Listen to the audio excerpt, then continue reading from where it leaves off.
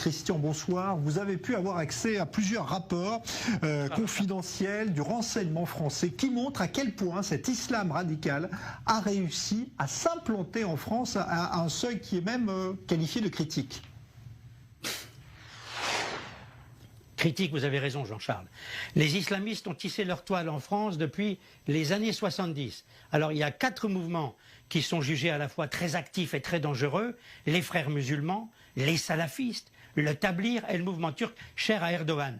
La menace que représente cet islam politico-religieux apparaît sous la forme de prolifération terroriste, de rejet profond des valeurs républicaines et d'aggravation des tensions intercommunautaires. Alors quand je vous dis que 53% des Français de confession musulmane pratiquent un islam conservateur, voire autoritaire, qui confine à une sorte de sécessionnisme politique et social pour 28% d'entre eux, cela interpelle.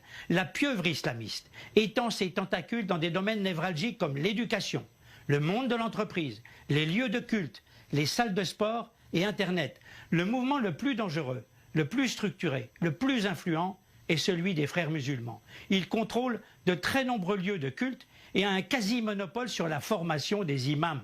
Il joue beaucoup sur l'islamophobie, mise à toutes les sauces, et son objectif politico-religieux avoué, c'est la conquête de la République. Les salafistes, qui ont 14 000 adeptes sur notre territoire, sont aussi très nombreux. Ils prônent la rupture avec la société européenne, mais aussi avec tout ce qui n'est pas islamique. Le maillage géographique des sites salafistes est dense. Écoutez bien, il y a 118 villes avec une empreinte salafiste en Île-de-France, en Rhône-Alpes, région de Lyon, en PACA, Marseille, Montpellier, Nice, les Hauts-de-France, Lille, Roubaix, Tourcoing, Valenciennes.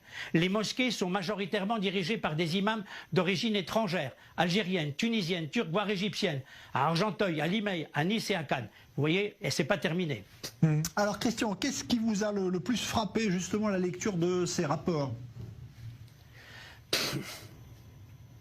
Je vais être clair, les islamistes sont partout. Ils ont infiltré la société française dans les entreprises, dans les clubs de sport, lieux supposés d'intégration et de mixité sociale. De nombreuses associations sportives pratiquent le prosélytisme religieux de Roubaix à Perpignan en passant par Lyon, Marseille et Paris. À Bobigny, Mantes-la-Jolie, Massy, dans la région parisienne, des matchs de football ont été interrompus par des prières et des matchs féminins ont eu lieu avec des femmes voilées en dépit des règlements et de la loi. Pour les responsables de la lutte antiterroriste, il y a plus de 1000 individus radicalisés dans les clubs de sport. Cette radicalisation par le sport mène vers le djihadisme. En effet, un grand nombre d'éducateurs sportifs seraient fichés S.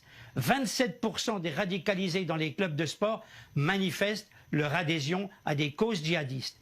Les écoles coraniques reliées aux mosquées sont en forte expansion. Elles y abritent des imams reconnus pour leurs prêches radicaux. Sur les 2500 mosquées existantes, un quart ont une école coranique et 35 000 enfants y suivent des cours dont le contenu n'est pas contrôlé et divulgué. Certaines ONG comme Baraka City ou Perle d'Espoir sont dans le collimateur.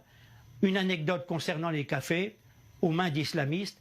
Le 7 mai 2018, Marlène Schiappa, secrétaire d'État chargée de l'égalité entre les femmes et les hommes, était en visite dans un quartier populaire de Trappes.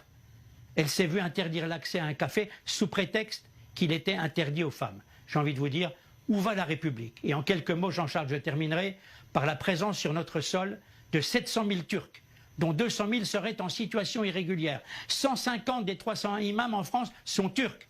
Et puis depuis le 1er juillet 2017, il faut le rappeler, c'est un franco-turc très lié à Erdogan, Ahmed Gogras, qui est devenu président du Conseil français du culte musulman. Alors prudence et fermeté sont de rigueur, vu la politique menée par M. Erdogan.